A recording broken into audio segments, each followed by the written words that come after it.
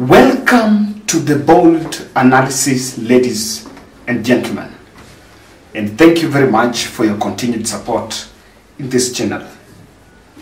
William Ruto have made all the frantic efforts for the governor of Meru, the only woman independent governor since the inception of devolution, Kawira Mwanga, to dance to his tune, but all has been in vain.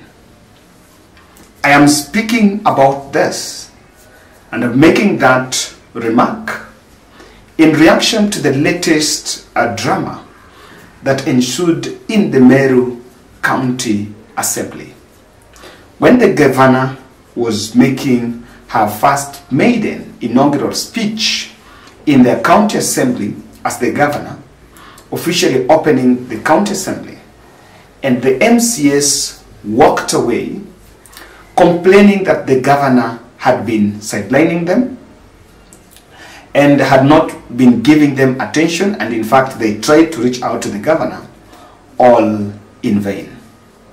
Remember, I have listened to the speech by the minority leader and the speaker that the governor had not been in good terms with them.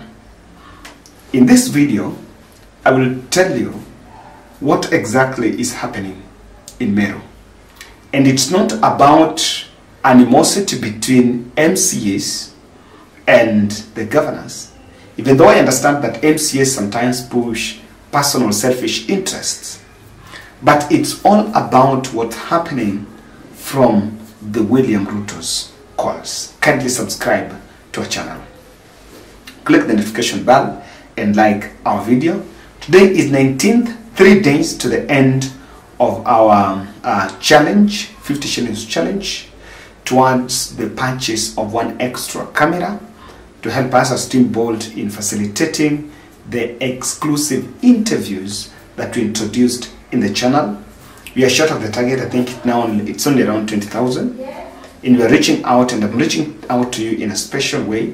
The number is up there, 0710 62 78 89, and when you get to listen to us, you actually get to understand when you contribute, actually help us to grow this channel. The name will appear Kevin Olo.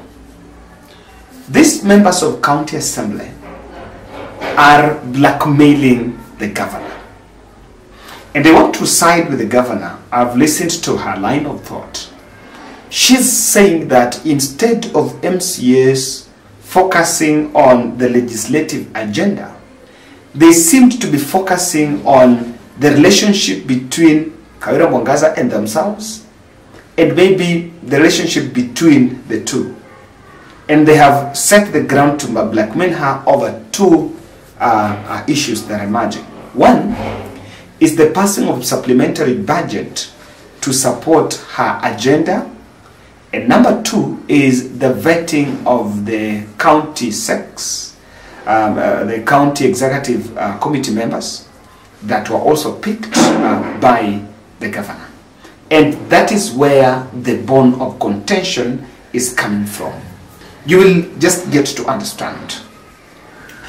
Some time back, Senator Kawira, I think I remember the one name, who was also picked, the Meru senator who was picked as the deputy speaker in the Senate, convened a meeting, and it was reported, Kawira Mwanga in her own words is admitting, that the senator wanted the governor to appoint people that, the names that had been forwarded by the senator, especially in the county leadership portfolio. So there have been efforts to coerce the governor to favor some other candidates, especially some other people, especially on matters Meru politics. So what is at play here is Meru politics. When there have been a bad blood between the governor and the UDA party leader and the President William Ruto. When Ruto visited Meru, that was some time back, the governor skipped the event. That was the first trip that Ruto made in Meru. The governor skipped that event, and she will later come up and say that she actually said that there were other things that she was doing. Exclusively, I've spoken to one of the MCAs, my good friend. I beg to not mention them. And he is actually telling me that it seems there is a push and pull, and what might be happening in Meru is not exclusively a Meru affair or a bad relationship between the governor and the MCAs. There is more than what catches the eye. Remember, Meru is dominated by Azimio, the county assembly, but there have been frantic efforts that to bring this team together, and it's not ideal and practically possible to marshal the MPs for that one identical cause. There must be powerful hands that is coming into play. Now, I want you to just get a snippet of what transpired in Meru in this short video here.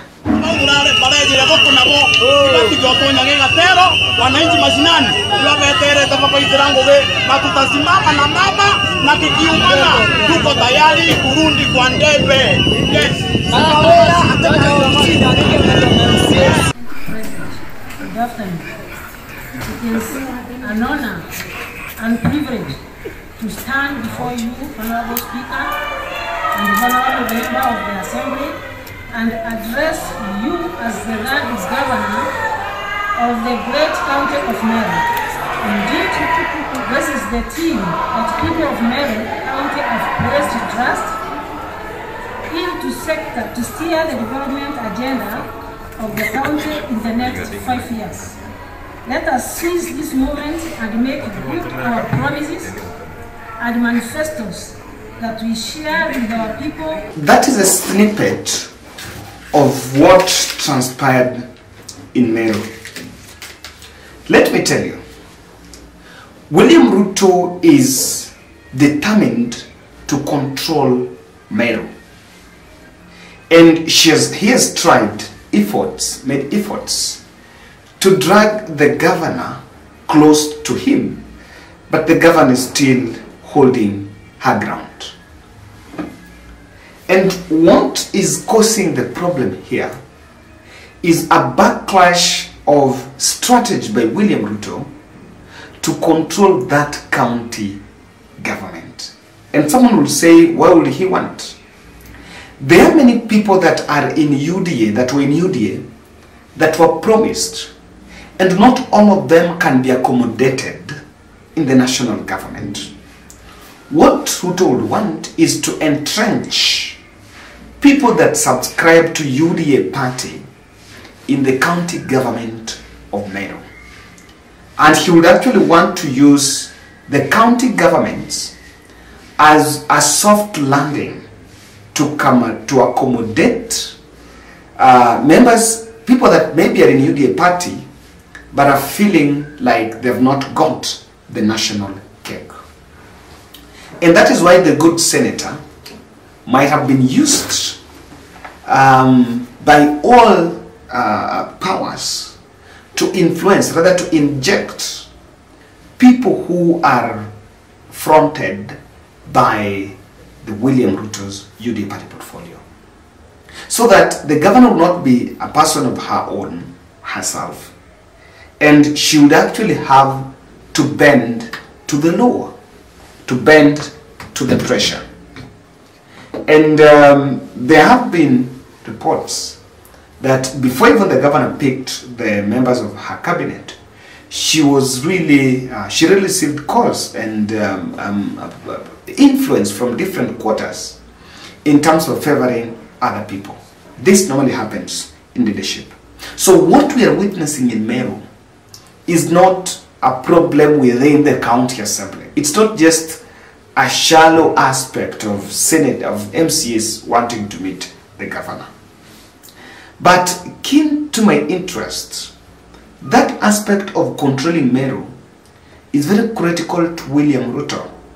And as we talk now, Now, she would actually want Kawira Mwanga to be a point person of UDA in Meru, because Mithika Linturi has been taken to the Senate, has been taken to the cabinet, and he will no longer be an image of Meru in that government.